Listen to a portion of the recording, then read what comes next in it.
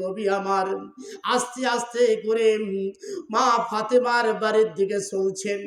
ফাতেমার বাড়িতে গিয়া বারবার ডাকতেছে, ফাতেমা, ও আম্মা জান ফাতেমা, ফাতেমা বলে ডাকে। তিনবার ডাক দেওয়ার পরে ফাতেমা ডাকের সাড়া দেয় না। আল্লাহর নবী ডাক দেয়, কয় ফাতেমারে তুমি কেন ডাকের সাড়া দাও, তুমি কি ঘরের মধ্যে আসো? ফাতেমা কয়, ইয়া রাসূলুল্লাহ, আব্বা হুজুর আমি ঘরের মধ্যে আসি। বলে কি ব্যাপার, তুমি কেন ডাকের সাড়া দাও না? ফাতেমা হাউমাউ করে কান্না শুরু করলেন। বলে নবী বলেন, ফাতেমারে তুমি কেন কান্দো? তোমার মায়ের কথা কি মনে হয়েছে? খাদিজা কিছুদিন আগে মৃত্যুবরণ করেছে। আল্লাহর নবীর শোক, খাদিজার শোক, মৃত্যুর শোক এখনো যায় নাই। ফাতেমা কাঁদতেছে, আব্বা হুজুর আজকে 3 মাস হয় আমার মা দুনিয়া থেকে চলে গেছে। তিনি দুনিয়া ছেড়ে চলে গেছে। 3 মাস হয় আমাকে ফাতেমা বলে ডাকে না। আমাকে কেউ আমাকে আর ফাতেমা বলে ডাকে না। এত দরদে মাখা ডাক আর দেয় না। আল্লাহর নবী কয়, ফাতেমা রে, ফাতেমা ডাক দিয়ে কয়, আব্বা হুজুর আপনি কেন কাঁদেন? আপনার কি আব্বার মায়ের কথা মনে হয়েছে? নবী কয়, ফাতেমা রে কি বলবো তোমার মায়ের কথা?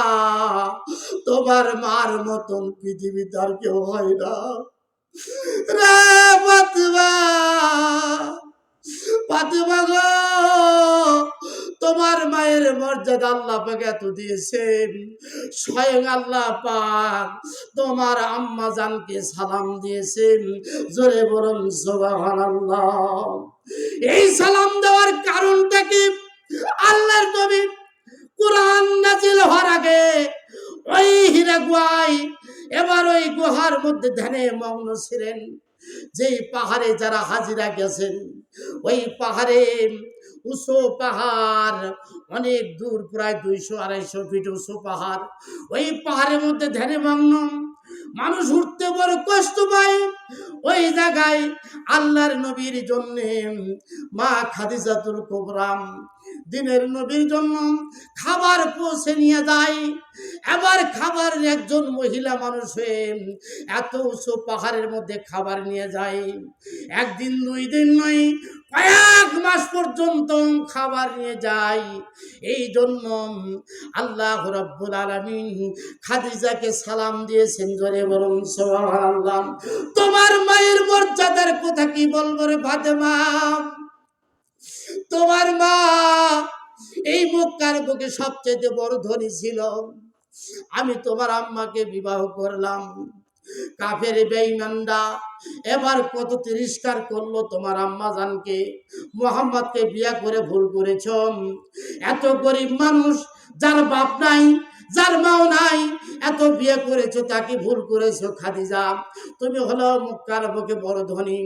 কাফের বেঈমানরা উতবা, সাইবা, আবু সুফিয়ান, আবু জেহেল তারা তিরস্কার করা শুরু করলাম।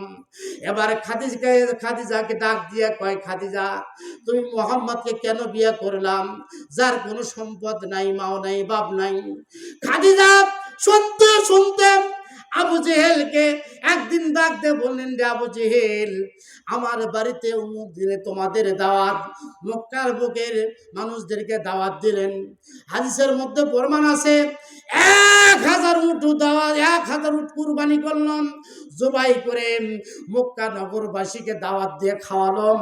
এত খাওয়াইলো, মানুষের তৃপ্তি সহকারে খাওয়ালাম। আবু জেহেল, উতবা, সাইবা, আবু সুফিয়ান সমস্ত কাফের লিডার ডাক দিয়ে, এবং তারা মনে করেছে খাদিজা মনে হয় মুহাম্মদকে তালাক দিবে, এই জন্য আমাদেরকে ডাকেছে। এবার খাওয়া দাওয়া শেষে এবার খাদিজা আবু জেহেলকে ডাক দেয় আর কয়, তোমার নেতাদেরকে ডাক দাও, তোমরা বলেছ মুহাম্মদ গরিব, মুহাম্মাদের সম্পদ নাই, মুহাম্মাদের বাপ নাই, মাও নাই, মুহাম্মদ হলো মক্কার বুকে সবচেয়ে গরিব, এর একটা কিছু ব্যবস্থা করা দরকার, অতএব তোমরা আসো আমার সামনে। এবার সবাই বসে গেল। এবার খাদিজা তাদের উদ্দেশ্য করে একটা বক্তব্য দিলাম, রে মক্কাবাসীরা, এ আবু জেহেল, আবু সুফিয়ান, তোমরা শুনে রাখো, তোমরা জেনে রেখো, তোমরা বলেছ মোহাম্মদ গরিব, আমি খাদিজা হলাম ধনী। আজ থেকে যত সম্পদ আমার উদ্দুম্বা, আমার টাকা পয়সা সব কিছু আমি মোহাম্মদ রাসূলুল্লাহর নামে সব কিছু উইল করে দিলাম। আজ থেকে মোহাম্মদ গরিব নয়, মক্কার বুকে সবচেয়ে বড় ধনী। জোরে বলুন সুবহানাল্লাহ। আল্লাহর নবী কয়, খাদিজা রে, তুমি কেন এমন কাজ করলেন? তুমি এমন কাজ করলে, সম্পদের জন্য তোমাকে বিয়ে করি নাই, সম্পদের টাকা পয়সার জন্য বিয়ে করি নাই। ও খাদিজা, তুমি কেন এই সম্পদগুলো তুমি আমারে দিলেন? এবার খাদিজা কই, ইয়া রাসূলুল্লাহ, সম্পদ দিয়ে কি করব? যার প্রয়োজন আমি সেটা পেয়ে গেছি। জোরে জোরে বলুন সুবহানাল্লাহ। আমার দুনিয়ার কিছু যদি না থাকে, আমার নবী যদি থাকে, আমার স্বামী মুহাম্মদ রাসূলুল্লাহ যদি থাকে, আমি খাদিজা আমার কোনো কিছুর প্রয়োজন নাই। আল্লাহর নবী এই খাদিজার সম্পদ নেওয়ার পরে ইসলামের জন্য সম্পদগুলো বিলীন করে দিলেন। এক সময় এবার মুহাম্মদ রাসূলুল্লাহর সব সম্পদ শেষ হয়ে গেল।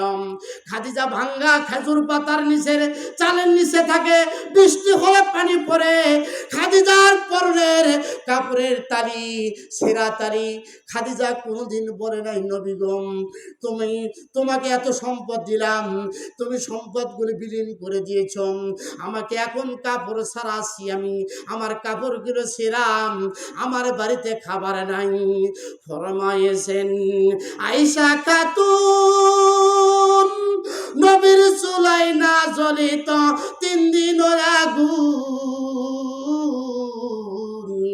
হাইরে নবীর দিন, আমার মায়ার নবীর দিন। হাফসা খাতুন করিয়াছেন বয়ান,